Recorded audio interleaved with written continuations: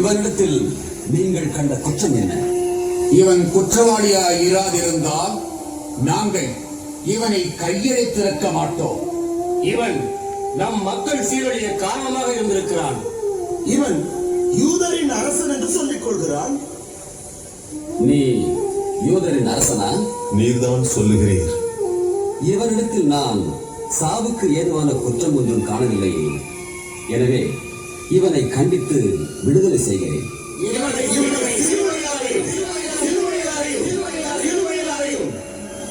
நீர் இவனை விடுவித்தால் சீசருக்கு நண்பராய் இருக்க முடியாது. என்ன இப்படி சொல்கிறார்கள்? உண்மையில் இந்த இயேசு ஒரு நிரபராதிதான். இவன் மீது சாட்டப்பட்டுள்ள குற்றங்கள் எதுவும் நாட்டுக்கோ மக்களுக்கோ கேடு விளைவிப்பதில்லை. இது மதவாதிகளின் சரிதான். இது ஒரு புதுமையான வழக்கு. என் அதிகாரத்தை பயன்படுத்தி இவனை விடுவித்தால் இம்மக்களையும் யூத மத தலைவர்களையும் சமாளிக்க முடியாது. ரோமை பேரரசையும் திருப்திப்படுத்த முடியாது. ரோமை ஆளுநர் என்ற பதவியை கை நழுவி போய்விடும். இல்லை, இதனை இழந்துவிட நான் தயாராக இல்லை. உங்கள் விருப்பப்படியே இவனை சிலுவையில் அறைந்து கொள்ளுங்கள். ஆனால் இவன் ரத்தத்தின் மட்டில் நான் குற்றமற்றான். நான் என் கைகளை கழுவிக் கொள்கிறேன்.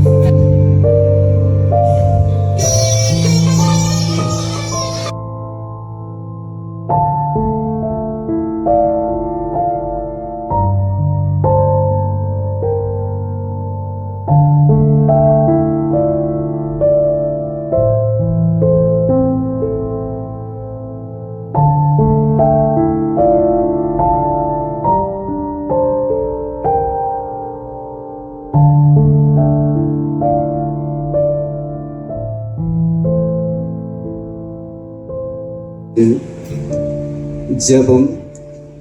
நல்ல சமாரியனு இயேசுவே, அன்பு சுமந்து சுமந்து சோர்வுற்ற இதயங்களுக்கு ஆறுதலாய் நான் மாற வரம் தாரும். எங்கள் பேரில் தயவாயிரும் சுவாமி, எங்கள் பேரில் தயவாயிரும். எங்கள் பேரில் தயவாயிரும் சுவாமி, எங்கள் பேரில் தயவாயிரும். மரித்த விசுவாசிகளுடைய ஆத்மாக்கள் சர்வேஸ்வரனுடைய இரக்கத்தினால் அன்பில் தோய்விட்ட முகமினுவோ கரையினை இழந்து காட்சி தரும் கடவுளின் முகமும் இருளானோ. கல்வாரியே கல்வாரியே கடவுளின் மகன்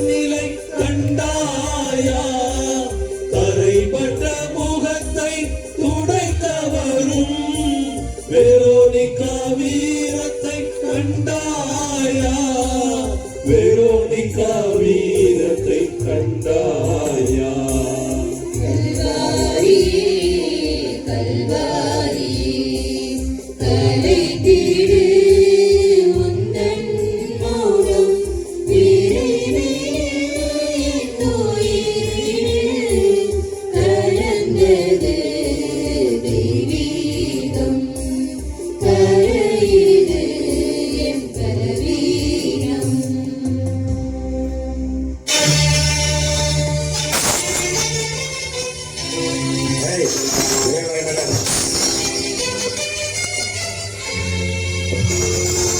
என் இயேசுவே, உமக்கேன் இந்த நிலைமை?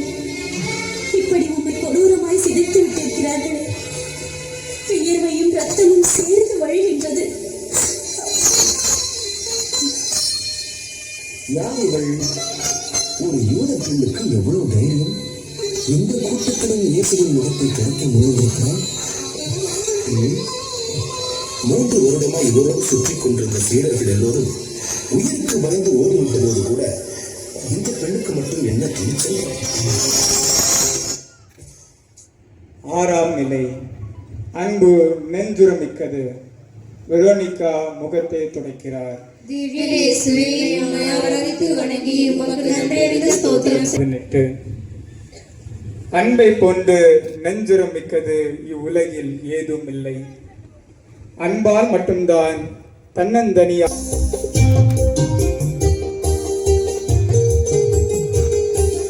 தனிமையும் சோர்வும் சேர்ந்து கொள்ள தர்மத்தின் தலைவன் சாய்ந்து விட்டான். தளர்ச்சியில் தாங்கிட வந்தவன் வீழ்ந்து விட்டான். கல்வாரியே கல்வாரியே கடவுள் மரம் போல திருமகன் வீழ்ந்ததை பார்த்தாயா திருமகன் வீழ்ந்ததை பார்த்தாயா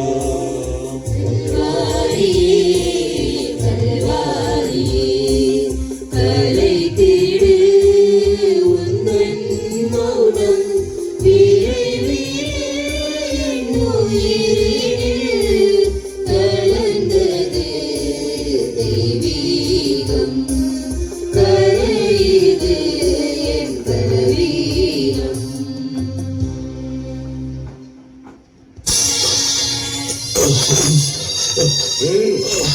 என்ன 90 வயது கிழவன் போல் தள்ளாடி தடுமாறி நடக்கிறார்.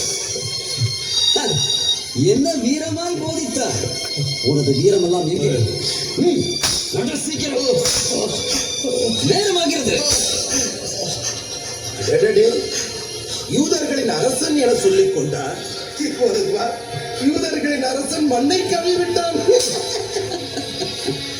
தொட்டு தொட்டு குணமாக்கியவன் மண்ணை தொட்டு கொண்டு கிடக்கிறார். டேய், என்ன மாய்மாலம் செய்கிறாய்? வீணாய் அடி வாங்காதே, எழுந்து நடு. சீக்கிரம்.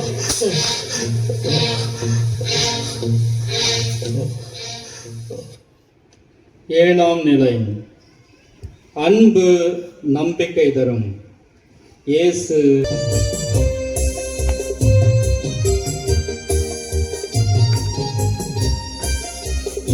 கொண்ட எருசலேம் நகரிற்கு இறைமகன் ஆறுதல் பகருகின்றார். அழுகின்ற மகளிரின் கண்ணீரை அன்புடன் ஆண்டவர் துடைக்கின்றார். கல்வாரியே கல்வாரியே கடவுளின் மகன் நிலை கண்டாயா இன்னல்கள் தாங்கிடும் வேளையிலும் இறங்கிடும் இதயத்தை கண்டாயா இறங்கிடும் இதயத்தை கண்டாயா கல்வாரியே கல்வாரியே கலைத்திடு உந்தன் மௌனம் விரைவில் என் உயிரினில் கலந்தது தெய்வீகம். கரையுது கரையுது என் பலவீனம்.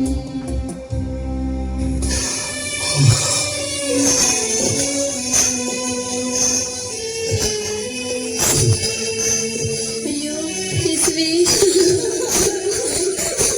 யாருக்கு என்ன தீங்கு செய்தார்? இவருக்கு நன்மை செய்து இவருக்கா இந்த அவல நிலை? நம்மோடு இருந்தபோது எவ்வளவு புதுமைகள் செய்தார். நமக்கெல்லாம் அறிவுரை கூறுவாரே. ஒரு குற்றமும் செய்யாத இவரை சிலுவையில் அறைந்து கொல்ல போகிறார்களே.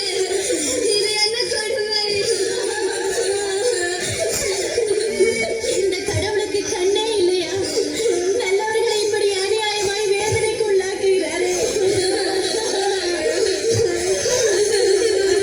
எருசலேம் மகளிரே, எனக்காக அழாதீர்கள், உங்களுக்காகவும் உங்கள் பிள்ளைகளுக்காகவும் அழுங்கள். இயேசுவே, உம்மால் எப்படி இப்படி பேச முடிகிறது?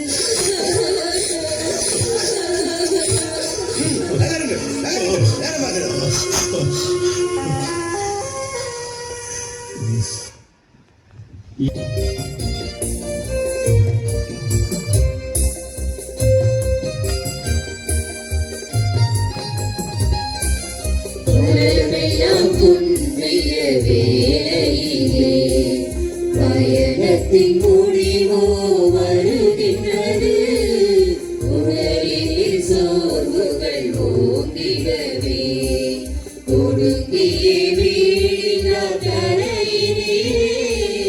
கல்வாரியே கல்வாரியே, கடவுளின் மகன் நிலை கண்டாயா? தூயவரான இயேசு தெய்வம் தூசியில் கிடப்பதை கண்டாயா? தூசியில் கிடப்பதை கண்டாயா? கல்வாரியே கல்வாரியே, கலைத்திடு உந்தன் மௌனம். விரைவிடு நோயினிடு கலந்தது தெய்வீகம். கரையுது என் பலவீனம்.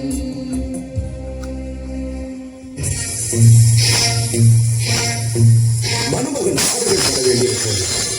என்னை அப்படி செய்வார்கள் இப்படி செய்வார்கள் என்று சாவுக்கு முன் தீர்க்க தரிசனம் சொன்னாயே, இப்போது நடக்க கூட தடுமாறுகிறாய்.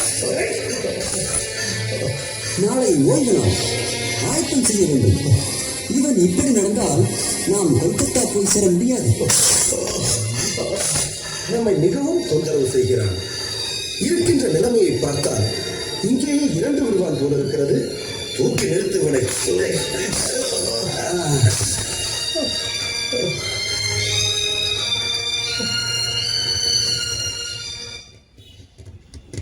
9ஆம் நிலை. அன்பென்பது வீழ்ச்சி. இயேசு 3ஆம் முறை விழுகிறார். திவ்ய இயேசுவே, உம்மை ஆராதித்து வணங்கி உமக்கு நன்றி நன்றி ஸ்தோத்திரம் செய்கிறோம். அது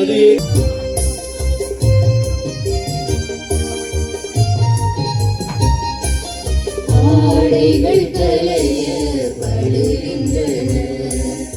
ஆண்டவர் வழியில் துடிக்கின்றார். மானத்தை இழந்த மனிதர்களின் மாண்பினை காக்கவோ இந்த நிலை. கல்வாரியே கல்வாரியே, கடவுளின் மகன் நிலை கண்டாயா? ஆடைகள் கலைந்த செம்மறியாய் ஆண்டவர் நிற்பதை கண்டாயா? ஆண்டவர் நிற்பதை கண்டாயா? கல்வாரி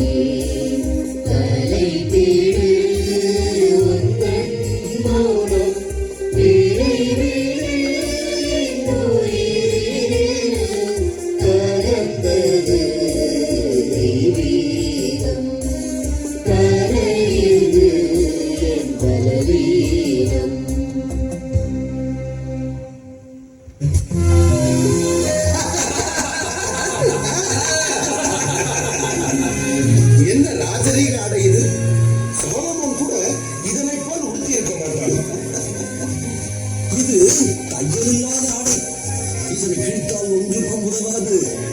எனவே சீட்டு போட்டு பகிர்ந்து கொள்வோம்.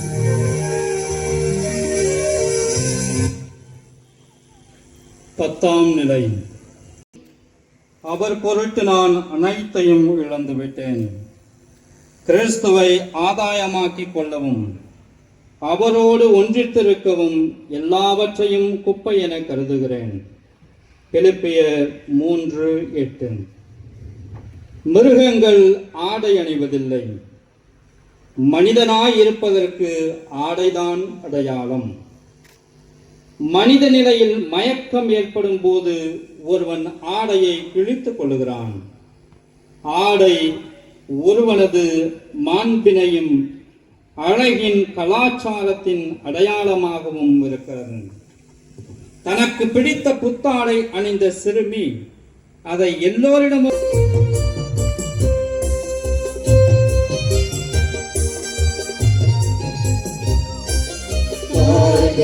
கைகளில் ஆணிகளால் அரைவிட கைகளை விரிக்கின்றார். வானுக்கும் மண்ணுக்கும் இடையிலே வரங்களை தருபவர் துடிக்கின்றார். கல்வாரியே கல்வாரியே கடவுளின் மகன் நிலை கண்டாயா? ஆணிகளாலே அறையப்பட்ட அன்பரின் நிலையினை கண்டாயா? அன்பரின் நிலையினை கண்டாயா?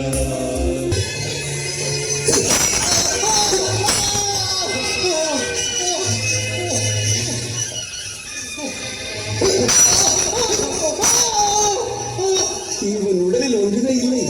இன்னும் சற்று நேரத்தில் இறந்து விடுவான்.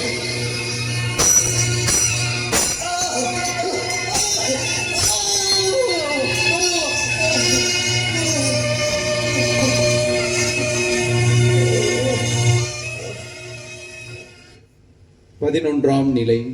அன்பு கட்டுண்டு போகும் சிலுவையில் அறைதல். திவ்ய இயேசுவே உம்மை மகுடி இசைக்கும் கட்டுண்டு நாகம் போல் வழங்கி விடுகிறார். அதுதான் அன்பு. அனைத்துலகின் தலைவன் தந்த செந்நிற வேள்வியை கண்டாயா? வேள்வியை கண்டாயா?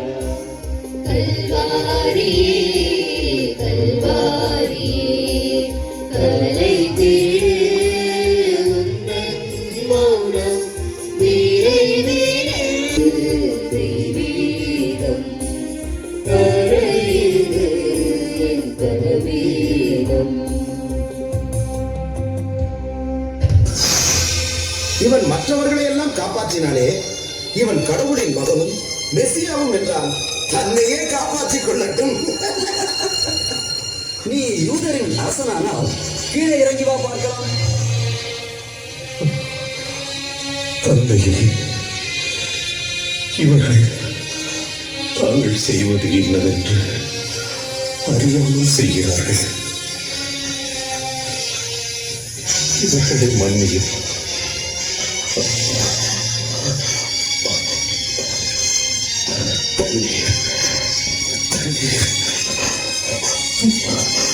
நான் தாகமாயிருக்கிறேன்.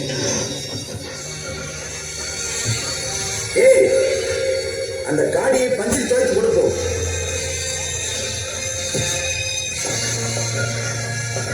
தண்ணீரா வேண்டும்? தண்ணீர் இந்த தண்ணீர்.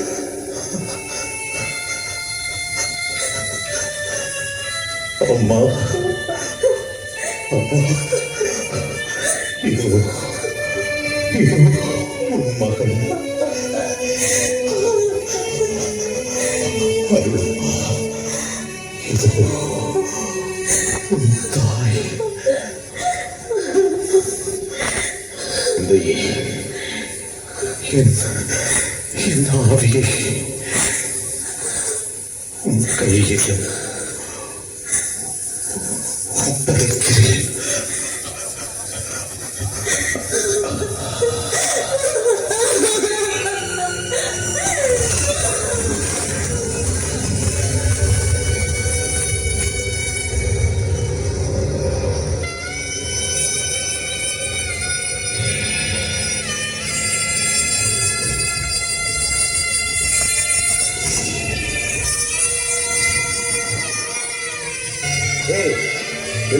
செய்வார்?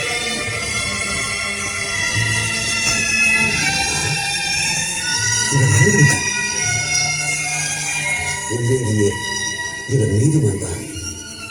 நாளை பாஸ்கா விழாவாக இருப்பதால் செத்த உடனே சிலுவையிலேயே விட்டு வைக்க முடியாது. என்ன செய்வது? அவரது உடலை வாங்கிச் செல்ல இயேசுவின் தாயும் சீடர் 60 பேர் மற்றும் 60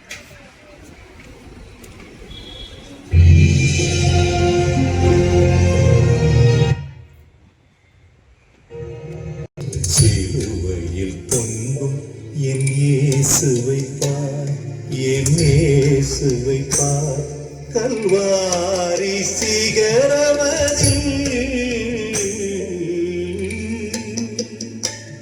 கல்வாரி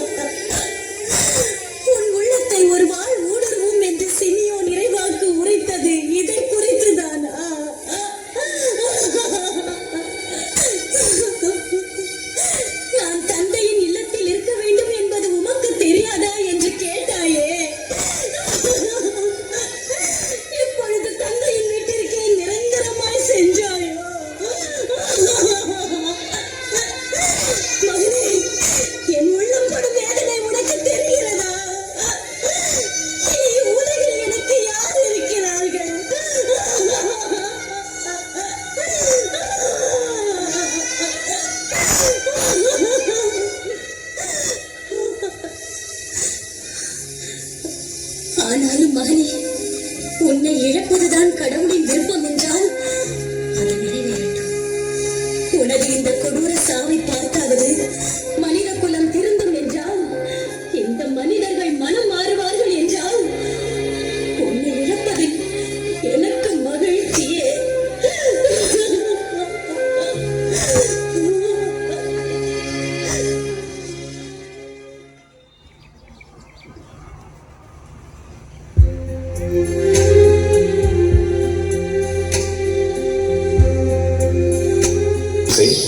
நம் இயேசுவின் உடலை எங்கே புதைப்பது?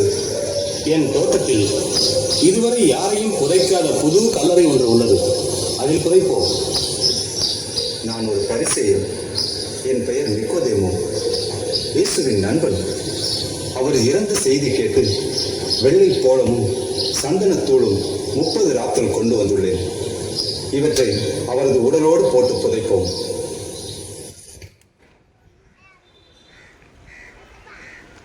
பதினான்காம் நிலை. அன்பு விதையாகும் இயேசுவின் உடல் அடக்கம் செய்தல். திவ்ய இயேசுவே, உம்மை ஆராதித்து வணங்கி உமக்கு நன்றியறிந்த ஸ்தோத்திரம் செய்கின்றோம். அன்பு தான் நேசித்த ஒருவருக்காக ஒன்றுமில்லாமல் போகும், தன் உடல் இழக்கும், உரு இழக்கும், காணாமல் போய் மண்ணோடு மண்ணாகிடவும் சம்மதிக்கும். இயேசு தன் அன்பின் உச்சத்தின் உச்சமாய் மண்ணோடு மண்ணாக இதோ மறைந்து போகிறார். ஆனால் அன்பு எப்படி மறையும்? மறைதலின் வழியாக மனம் முழுக்க நிரம்பி விடும் அல்லவா? அன்பு மறைந்திருந்து தாங்கும். அன்பானவர்கள் மண்ணில் புதைவதில்லை, மனங்களில் புதைகிறார்கள். புதைந்த விதை முளைத்து துளிர்ந்து கிளைத்து நம் உயிருக்கெல்லாம் உணர்வெல்லாம் ஆக்கிரமித்துவிடும்.